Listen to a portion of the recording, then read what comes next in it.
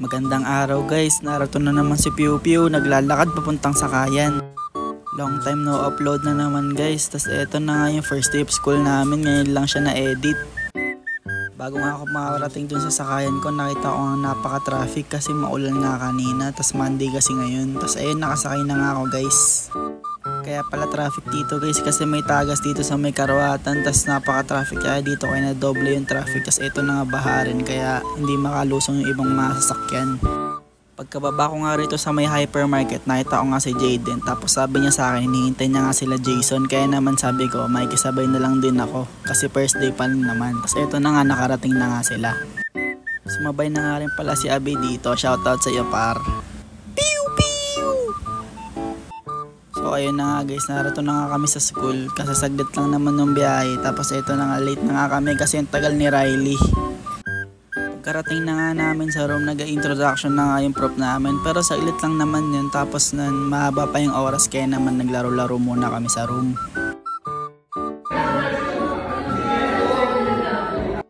Pagdating nga ng lunch break guys, is ito na nga, pababa na kami kasi lalabas na kami para bumili ng pagkain. Tapos ito na nga, nasa Chef Curry kami. Tapos habang pumipila nga kami sa may Chef Curry kasi mahaba yung pila, nag-vlog na nga rin dito yung tropa kong si Kenji. Shoutout sa iyo tropang Kenji. Kasama niya dito yung mga klase niya sa sa Sidate. Tapos ito ayun, shoutout sa iyo, parang galing mo. Piu piu. Pagkatapos nga ng lunch break namin, tapos isa pang subject is pumunta muna ako dito sa may IT department para kumuha ng registration form para kumuha ng ID sa baba. Tapos ito na nga, nakuha ko nga yung registration form, tapos sinaman ko nga dito sila Kriansa na magbayad ng locker para dun sa namin. Medyo marami nga rin pala kami nagbayad dito. Tapos ito na nga si Aaron Game na nonchalant kasi bago iPhone, you know. Pagkatapos magbayad sa may admission, kailangan namin ibigay sa may Pipler guys. Yun guys, papunta na nga kami sa CAD subject sa may Pipler. Subject Kriansa, anong pinamahirap na subject? Second year. Second year? Design.